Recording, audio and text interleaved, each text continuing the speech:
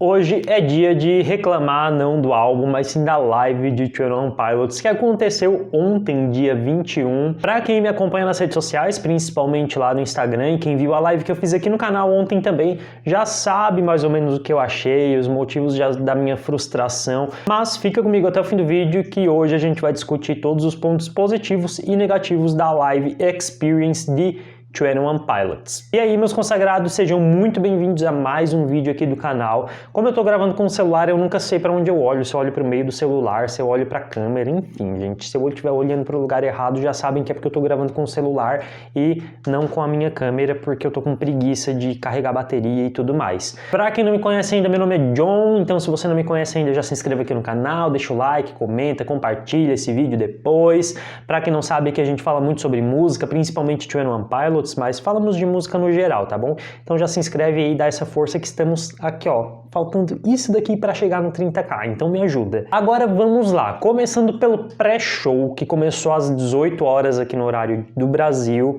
horário de Brasília, né? Famosa capital brasileira. E já foi uma decepção desde o pré-show. Eu entendo que talvez tudo isso foi montado para talvez aí ajudar os novos fãs a entenderem um pouco das coisas, a ver os bastidores e tudo mais, porque o pré-show foi bastidores da era Vessel, da era Regional at Best, depois Blurface, depois Trent, depois Level of Concern, depois Shy Away, depois...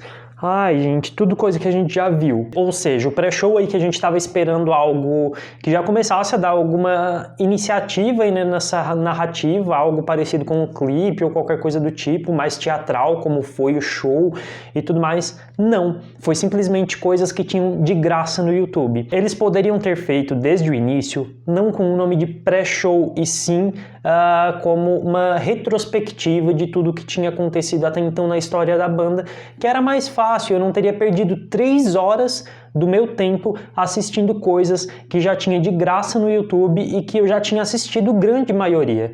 Daí eu tive que ficar 3 horas preso na frente do computador porque eu não sabia se iria passar alguma coisa importante ou não, porque eles falaram que era um pré-show, e não foi um pré-show, foi coisas retiradas do canal da banda e postas lá no site. Daí, enfim, beleza, chegamos às 21 horas, horário de Brasília, quando começou o show. E em si o show foi bacana, a live foi bacana, e eu vou falar agora os pontos positivos deles e as coisas principais assim que aconteceram, mas já tem vários canais aí no YouTube que postou para quem ainda não assistiu, tá? Eu tava fazendo uma live lá no meu Instagram, mostrando algumas partes pro pessoal, conversando, falando o que eu achava, e o show já começou com uma abertura de um programa que é o programa Good Day Dema, que é o nome da primeira música do álbum também.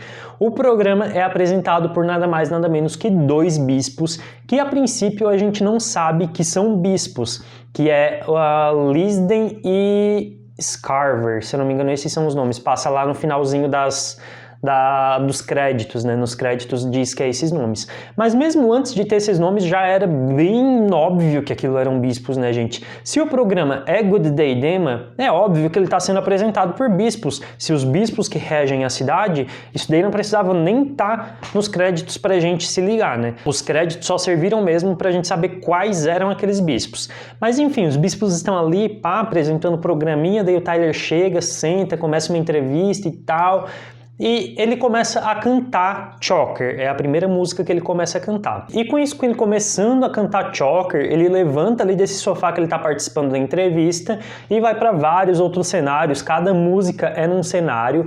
Ele toca do novo álbum Choker, Shy Away, Mulberry Street e Never Take It. Eu acho que foram só essas que ele tocou, eu não lembro se ele tocou outras, mas essas foram as principais assim. Ele tocou músicas de outras eras, tanto do Vessel quanto do Blurface, quanto do Trent. Foi um show realmente, foi um show bem produzido, foi um show bem bacana, passando aí por vários cenários, como eu falei. Um dos cenários, que é na segunda ou na terceira música, aparecem vários bispos, aparece realmente os 9 bispos ao redor do Tyler, dançando e tudo mais. Tem vários participantes no show, os dançarinos muito bom, backing vocal muito bom, tudo muito bom. Realmente foi muito bem produzido. Mas... tem que ter um mas, né? Tem que ter um porém. O porém é que o show foi extremamente curto. Ah, John, mas o quanto é o curto pra ti? O que tu acha curto? 1 hora pra mim foi curto. porque eu esperava que ele tocasse pelo menos todas as músicas desse novo álbum, porque não é um show tradicional que ele vai fazer num evento, não é um show tradicional que ele vai fazer no Lollapalooza, então eu esperava que sim, ele tocasse pelo menos o álbum completo de Escamado e Geladinho, que tocasse No Chances, tocasse Redecorate, tocasse Formidable, que é aquela música maravilhosa, tocasse Bounce Me, e não tocou essas músicas tocaram só no final quando estava subindo as letrinhas. Então eu fiquei extremamente desapontado com isso, porque eu esperava uma grande virada na narrativa da live quando tocasse No Chances e Redecorate, que são as músicas aí que trazem uma vibe mais pesada para o álbum e que trazem uma narrativa também para o álbum, já que Redecorate aí provavelmente fala sobre Clancy, sobre a última carta de Clancy. Já No Chances é meio que uma mensagem dos bispos, é uma conversa entre os bispos e Clancy e o Tyler, né? Então eu esperava muito que essas músicas tocassem e acabou não tocando, gerando assim uma grande frustração em mim. E também por ser muito curto, por ser 1 hora de show, foi bem curto. Mas ainda não acabou tudo que eu tenho para falar do show, logo eu falo mais, só que agora eu quero citar os pontos negativos, fora ele ter sido extremamente curto. Então, fora isso, teve outro grande problema que me afetou bastante, digamos assim. Como eu falei, eu estava fazendo uma live transmitindo para o pessoal lá no meu Instagram, né? E teve um pessoal que conseguiu acessar a live abrindo uma guia anônima e acessando o site deles e conseguiu assistir a live de graça. O que eu fiquei bem feliz por o pessoal conseguir realmente ver e eu não precisar ficar botando meu Instagram em risco de ser derrubado, né? Então eu disse, pô, pessoal, eu vou desligar aqui então e todo mundo vai para lá e assistir lá no site, já que tá dando para assistir de graça. Eu realmente fiquei feliz porque são pessoas que eu queria que realmente visse a live.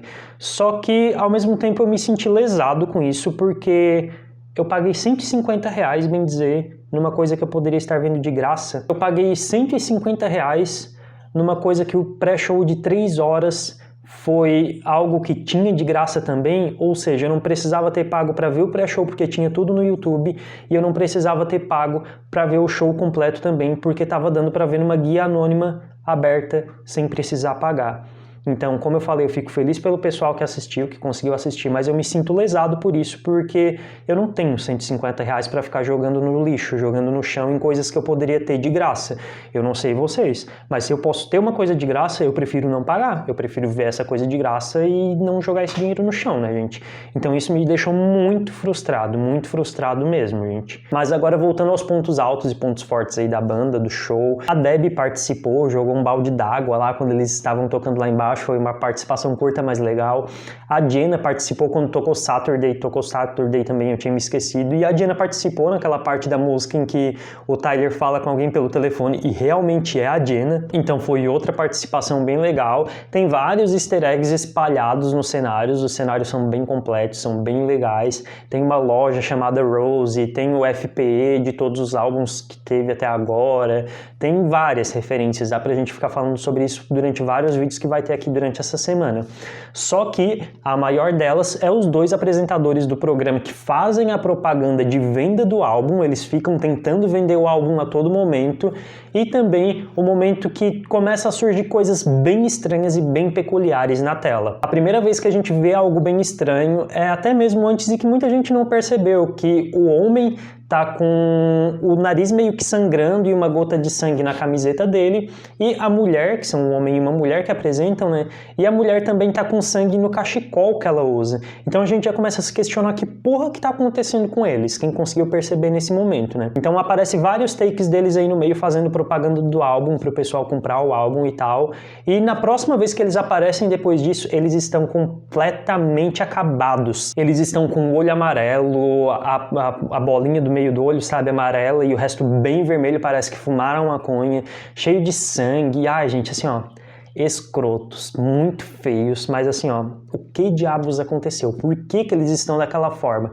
Será que eles começaram a perder o poder deles ali de se fingir de outra coisa e o eu de verdade deles começou a aparecer? Isso a gente só vai saber agora durante essa semana, quando eu começar a entender as letras e começar a trazer as letras aqui pra gente conversar um pouco mais. Se vocês tiverem teorias, já vão me deixando aqui nos comentários que eu posso citar aí elas nos próximos vídeos, se baterem com as minhas teorias. teorias. Mas o Tyler falou em entrevista ao Globo, né, o jornal O Globo, de que esse álbum não era uma continuação, de que esse álbum não tinha nada de conexão com o último álbum e que ele disse que por mais que algumas pessoas não fossem acreditar, ele realmente não tinha nenhuma conexão. Tyler, tu acha que a gente é idiota, Tyler?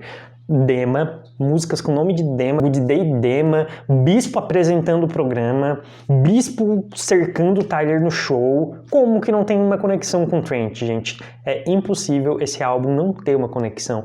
Como eu falei, ele já vem mentindo sobre isso nas entrevistas todas que ele faz, porque quem tá dando entrevista não é um personagem ali de dentro, é o próprio Tyler, e ele quer que só o pessoal mesmo entenda dessa narrativa e dessas coisas, provavelmente. Então sim, esse álbum tem uma continuação, ele tem uma narrativa, e a gente vai começar a debater isso aqui na segunda, começando, John, pela primeira música? Não, nós vamos começar pela última música, Redecorate, e vocês vão saber o porquê disso na segunda ou na terça-feira, eu não sei quando sai o primeiro vídeo, que é uma teoria que o Oli me enviou lá no Instagram e que ele me enviou assim o início, dele continuou falando, só que daí a continuação dele eu não concordei tanto, mas daí eu já bolei várias coisas na minha cabeça que fazem muito sentido. Então não esquece, se inscreve aqui nesse canal para te entender todas as músicas dessa era, Escamado e Geladinho, e me deem aí uma nota de 1 a 10 para essa live de 21 Pilots. Para mim, me desculpem, mas foi um 7, 6, 7, gente. Eu fiquei bem frustrado com os pontos de serem muito curta e serem coisas que eu poderia ter tido de graça e eu gastei R$150 à toa, tá bom? Muito obrigado pra ti que assistiu o vídeo até aqui. Beijão do gordo, até a próxima e tchau!